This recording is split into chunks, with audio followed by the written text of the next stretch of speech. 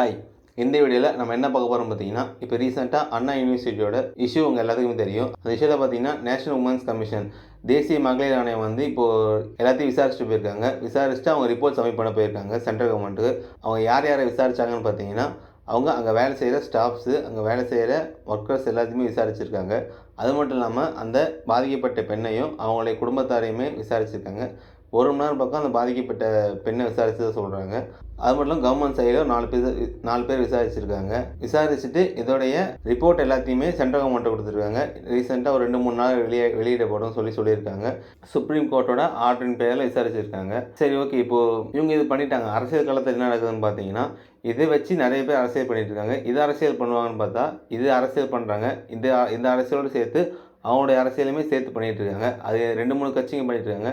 அது என்னன்றதை இந்த வீடியோவில் பார்ப்போம். இது அரசியல் பண்ணலாமா பண்ணக்கூடாதுன்னு கேட்டிங்கன்னா, இதுக்கு பதில் வந்து கனிமொழி கனிமொழி அவங்களே சொல்லியிருக்காங்க. அவங்க எதிர்க்கட்சியாக இருக்கிறப்ப அவங்க என்ன சொல்லியிருக்காங்கன்னா, இந்தமாதிரி விஷயத்தை அரசியல் பண்ணாதான் அரசு வந்து முன்னெடுத்து இதை கொண்டு போகுன்றதுனால அரசியல் பண்ண தான் செய்வோன்றது அவங்களே சொல்லியிருக்காங்க. ஆனால் இப்போது டிஎம்கே என்ன சொல்லியிருக்காங்கன்னா, இதை அரசியல் பண்ணாதீங்கன்றதே அவங்களும் இப்போ சொல்லிகிட்டு இருக்காங்க.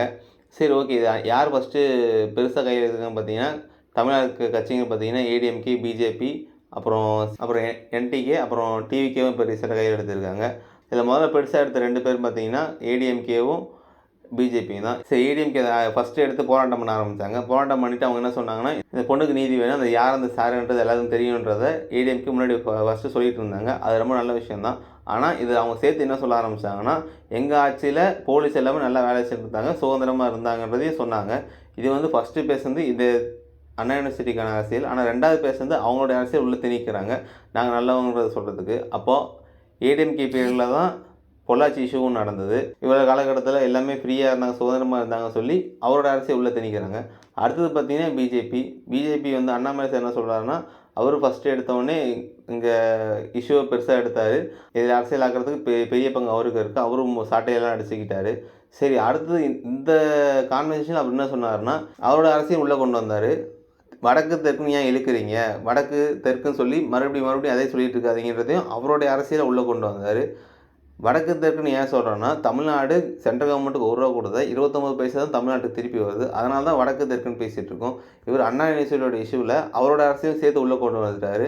இங்கே வந்து அண்ணா யூனிவர்சிட்டி இஷ்யூ பேசுறது தான். ஆனால் அந்த இஷ்யூவை விட்டுட்டு அவர் வடக்கு தெற்குன்னு சொல்லி அந்த இஷ்யூவை உள்ளே கொண்டு வந்துட்டு மொத்தமாக சென்ட்ரல் கவர்மெண்ட் எதிர்த்து இந்த கேள்வி கேட்கக்கூடாதுன்ற மாதிரி எதுவும் தப்புன்ற ப்ராஜெக்ட் பண்ண ஆரம்பிக்கிறேன்னு தெரியல.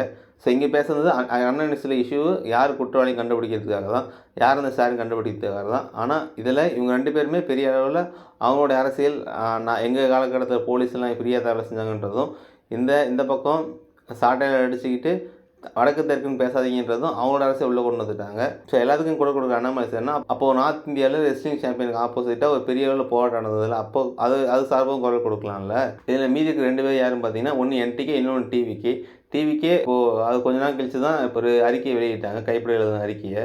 இன்னொன்று என்டிகே, அவங்களுமே போராட்டம் 2-3 போராட்டம் அறிவித்தாங்க. ஆனால் என்டிகே அறவழி போராட்டம் அறிவித்தப்போ போலீஸ் போராட்டத்தை ஆரம்பிக்கிறதுக்கு முன்னாடியே அரெஸ்ட் பண்ண ஆரம்பிச்சிட்டாங்க. அவங்க சொன்ன காரணம் க்ரௌடாக இருக்குது, இதுமாதிரி நியூ இயர் டைமு போலீஸ் எல்லாம் இருக்க மாட்டாங்க, அதிகமாக இருக்க மாட்டாங்க, எங்களுக்கு ஆள் இல்லை, உங்களுக்கு பாதுகாப்பு கொடுக்கறதுக்கு ஆள் கிடையாது அப்படின்னு சொல்லியிருக்காங்க. ஆனால் அந்த அறவழி போராட்டத்தை கைது செய்கிறதுக்காக 300 போலீஸ் பக்கம் வந்தாங்க. அப்போ அங்கே 300 போலீஸ் வந்ததுக்கு போராட்டத்தை அனுமதிச்சிருக்கலாம் இல்லையா? டிவிகேயோடைய ஒரு போஸ்டர் பேப்பர் எல்லாத்துக்கும் கொடுத்ததுக்கே அரெஸ்ட் பண்ணிட்டாங்க. போஸ்டர் யாருக்கு கொடுக்கக்கூடாதுன்றது யாருக்குமே சொல்ல கிடையாது. ஸோ அதுதான் இந்த வீடியோவில் பேசணும்னு நினச்சேன். இவங்க அரசியல் இதை அரசியலாக்கி இதிலேருந்து ஒரு நியாயம் வாங்கி கொடுத்தா பரவாயில்ல. ஆனால் இந்த அரசியலாக்கி இதிலேருந்து அவங்களுடைய அரசியல் சேர்த்து உள்ளே கொண்டு வரது எங்கள் பிரச்சனையாக இருக்குது. ஏடிஎம்கே அவங்க பேரிலும் நிறைய தப்பு நடந்திருக்கு, அதுவுமே நிறைய கண்டுபிடிக்காமல் போயிருக்கு. பொள்ளாச்சி இஷ்யூவாக இருக்கட்டும், நிறைய இஷ்யூ. பிஜேபி பேசுகிறப்பவுமே அவங்க வடக்கு தெற்குன்னு சொல்லி அவர் உள்ளே கொண்டு வந்து ஏன் இப்படி அடிச்சுக்கிறீங்க, பொதுவாக இருப்போம்னு சொல்கிறாரு. இதே அண்ணாமலை சார் தான் நான் ஃபஸ்ட்டு பெஞ்சை பேர் வந்தப்போ என்ன சொன்னார்னா, நான் சென்ட்ரல் கவர்மெண்ட் பேசி அமௌண்ட் வாங்கி தரேன்னு சொல்லி நான் பேச போகிறேன்னு சொன்னார். ஆனால் என்டிஆர்எஃப் ஃபண்ட்லேருந்து ₹1 கூட தமிழ்நாட்டுக்கு வரல. தேசிய பேரிடர் மேலாண்மையிலேருந்து ₹1 கூட தமிழ்நாட்டுக்கு வரல. இவர் பேச போகிறேன்ட்டு போனார். தெரியும், நான் சென்ட்ரல் கவர்மெண்ட் பேசுகிறேன்ட்டு போனேன். அதுக்கப்புறம் அதை பற்றின அப்டேட் எதுவுமே சொல்லலை. ஸோ தேசிய மகளிர் ஆணையம் வந்து அவங்களோட ரிப்போர்ட் எடுத்துகிட்டு போயிட்டாங்க, எல்லாத்தையும் விசாரிச்சிருக்காங்க. அவங்க எடுத்த ரிப்போர்ட்டுக்கும் எஃப்ஐஆரில் போட்ட விஷயத்துக்கும் ஏதாவது முரண்பாடு இருந்ததுன்னா அதை அவங்க கேஸாக கொண்டு வருவாங்க, அதை விசாரிக்க ஆரம்பிப்பாங்க. அதுக்கப்புறம் ஸோ அவங்களோட ரிப்போர்ட் இன்னும் 2-3 நாள் வெளியே வந்துடும். அது ரிப்போர்ட் வெளியே வந்துச்சுன்னா அது என்ன ரிப்போர்ட்டுன்றதை சொல்கிறேன். அது வரைக்கும் மறக்காமல் இந்த வீடியோ சப்ஸ்கிரைப் பண்ணிவிடுங்க, ஷேர் பண்ணிவிடுங்க, லைக் பண்ணிவிடுங்க.